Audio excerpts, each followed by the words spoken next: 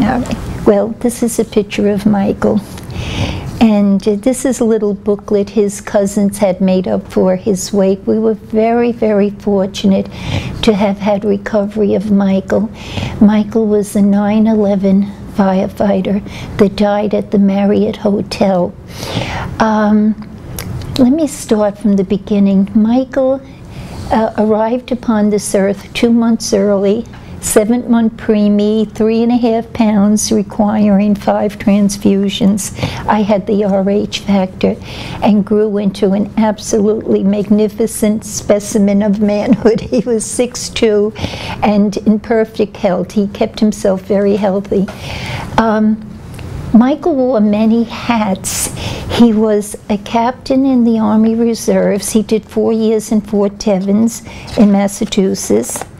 And he was, after he was discharged, his father encouraged him to go into the reserves. While he was waiting for his fire department list number to be called, he went to college and he became a registered nurse. So at the time of his death, he was working at Mercy Hospital in Rockville Center. He was certified in emergency room nursing.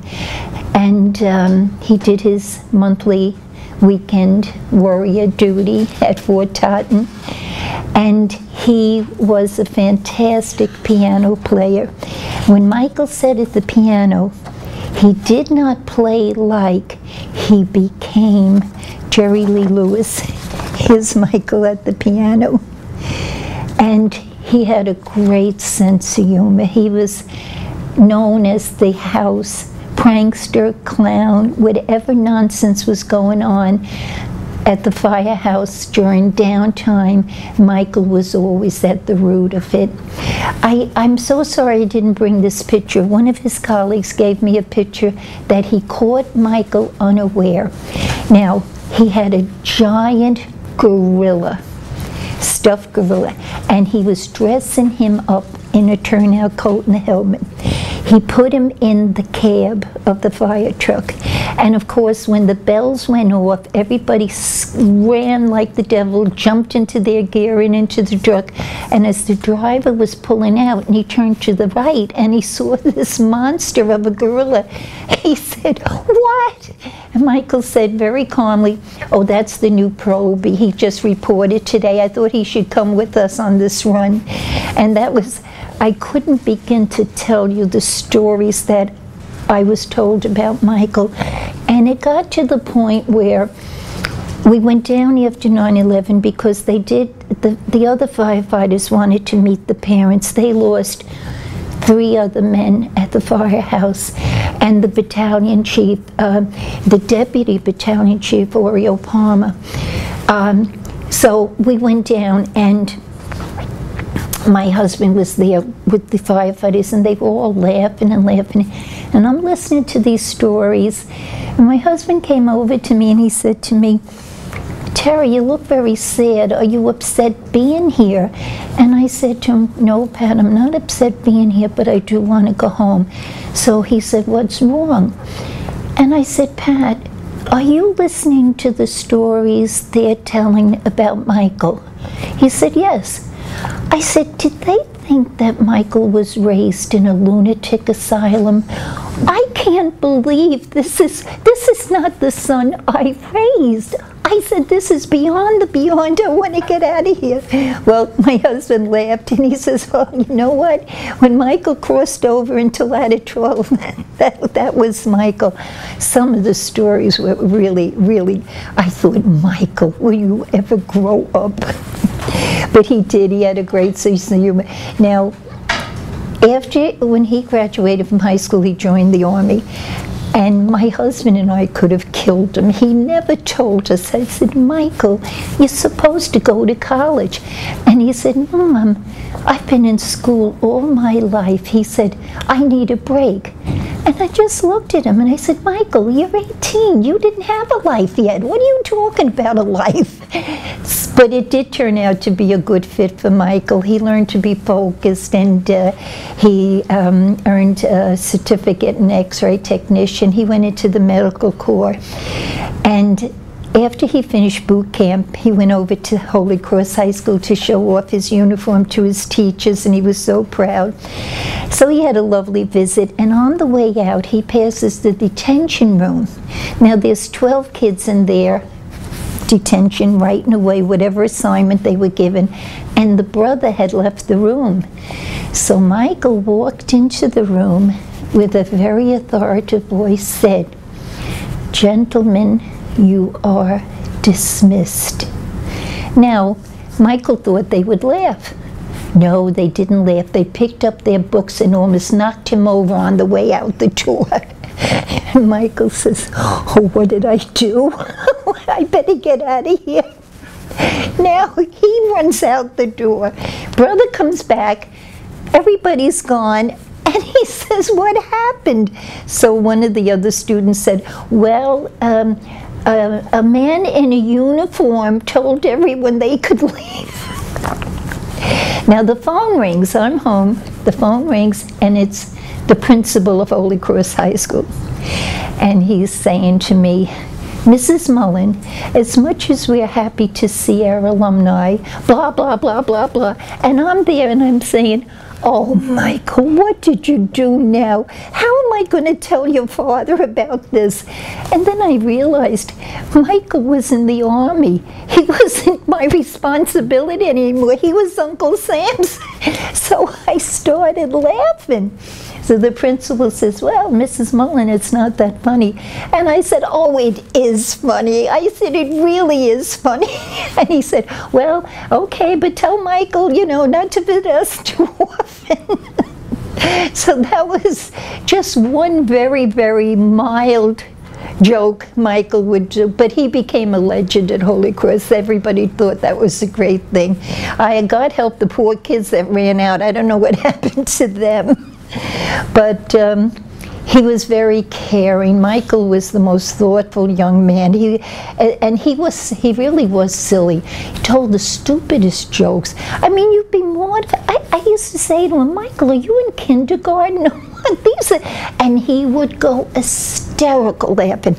And then it was later I realized it wasn't the joke. It was your reaction to the stupidity of the joke. And you would get, "Will you stop wasting my time with this nonsense?" And that's what Michael got the kick out of. He got you going. But he was very, he was very well liked. Michael was, he really was. He was a neighborhood boy. He was, every shop owner knew Michael. And he patronized everybody in the neighborhood. He always gave them a little business. And he had 100 girlfriends. We had 5 fiancés come to his funerals. Oh my goodness, he was a clown. He was a clown. And you know, it's so funny as time goes on. I get sad. I certainly do. I miss Michael very much. He lit up the house. He would come into a room like Kramer. He did not walk in like a sensible human being. The pictures you would rattle on the walls when Michael came through the door. My husband passed in '05. He had cancer. So I didn't really get involved with the fire department.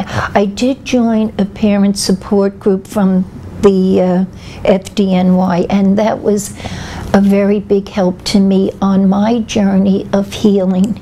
But I didn't get involved on a national level until after Pat passed. Now, we did come up with the 9/11 Memorial Weekend, and I was so deeply impressed with the kindness and caring and support that the staff gave us during that time. And I kind of put it on a back burner after I went home, and then Pat got sick, and it was caring for him. And after Pat passed, some of the families that were in our group had been coming up for the work in the Memorial Weekends. And I thought, you know, let me do that. Let me get involved. And I guess it was another step in my journey towards healing. And it was so comforting for me to be able to help the newly bereaved families, that I touched them. And when I would give a hug, I got a hug back. And I always worked the chapel. That was very meaningful me to work the chapel and registration and whatever capacity they needed. I was very touched by there was like there was nothing they wouldn't do for you. Nothing. And everything was so beautifully done. Beautifully done.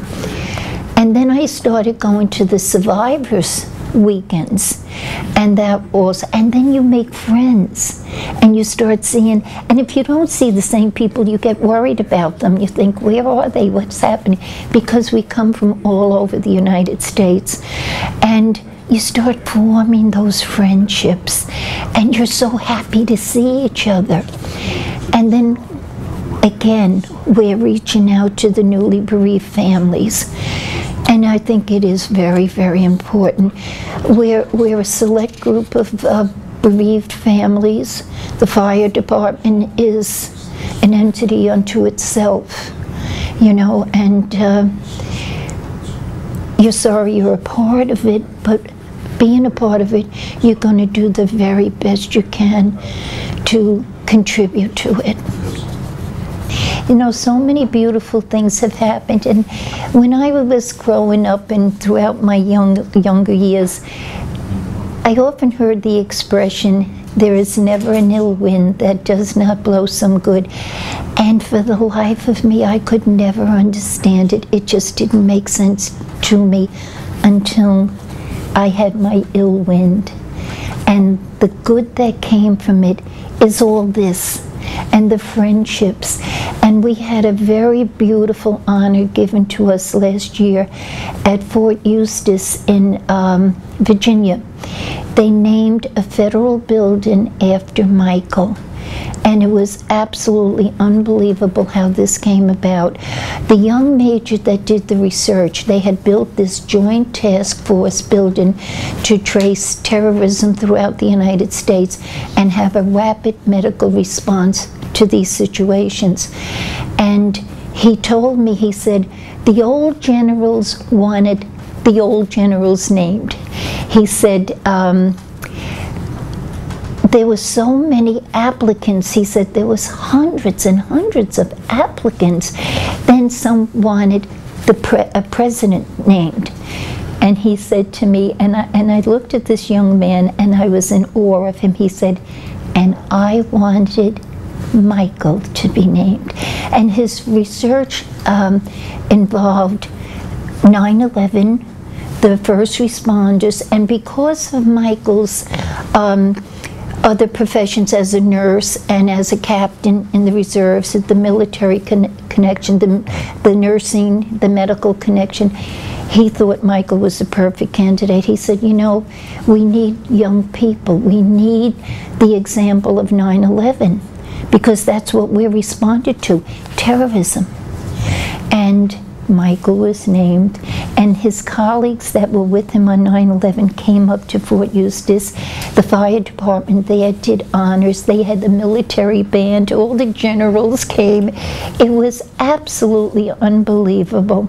I still pinch myself and I say, Michael, how did you do this? I can't believe it. So then this 9/11, we were presented after Mass with a proclamation from the state of Virginia. I think it's all because of the military. They just fell in love with Michael. So I said, Michael, do you not know the meaning of rest in peace? I'm flying all over the United States because of you, and I'm too old now. Behave yourself and stay up there and be good till I get there. So that's Michael. He still caring, he's still loving, he's still doing. I say to him, I do talk to him, I always have a chat with Michael, and I said, if I can't find anything, I always say, Michael, help Mom out, because I really am in a hurry, have to find, I will turn something over, and there it is. So finally I said to him one day, you know, Michael, you're going to do St. Anthony out of a job, because you always give St. Anthony a donation when you find something. Michael, I don't have to give him anything. Well, anyway, he was a beautiful son. He was a devil, too. You know, I was always when he was in grammar school, he was always in trouble. It was terrible. I would get calls all the time from his teachers, and they would say, Mrs. Mullan, you have to come down and discuss Michael's behavior. And I would very politely say, no, thank you. I know Michael's behavior, and there's nothing you can tell me I would be surprised by. He was mischievous. There wasn't a bad bone in his body. He was just mischievous. And when he got bored, of course, you know, he was like flinging rubber bands and things like that, you know. But he was joyful. Michael had the heart of a child. He really did. I mean, Christmas, he was 34, and you'd think he was 10 at Christmas, and he made it so much fun for his little niece and nephew, and for all of us. I'll never forget, he bought my husband and I a cell phone. The year was 2000. I think they were first starting coming out with all the, and he said to us, Mom and Dad, here's a cell phone. I want you both to make a quantum leap into the 21st century. That was Merry Christmas. But he really, Michael was very caring, he was a great nurse. You know, it's funny, I knew Michael would be a good firefighter. I knew that. I knew he would be a good soldier. But to be a good nurse, this is your heart. You can't be so technical. You have to bring all of you into nursing.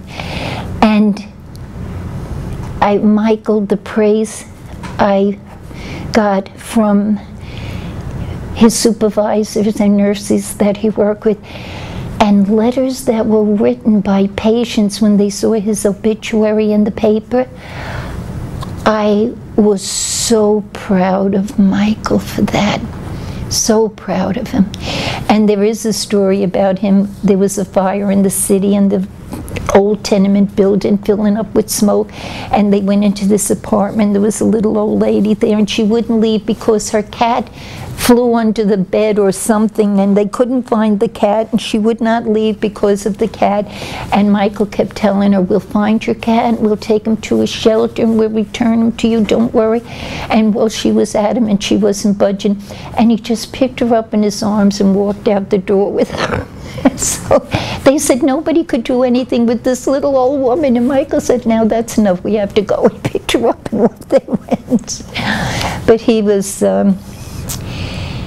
a good, decent, honest, caring man. And I'm so proud. He was my son. I said, as much as I was killing him every day and running after him with a wooden spoon, I thought, you turned out beautifully. Did I do that? Or did you do that?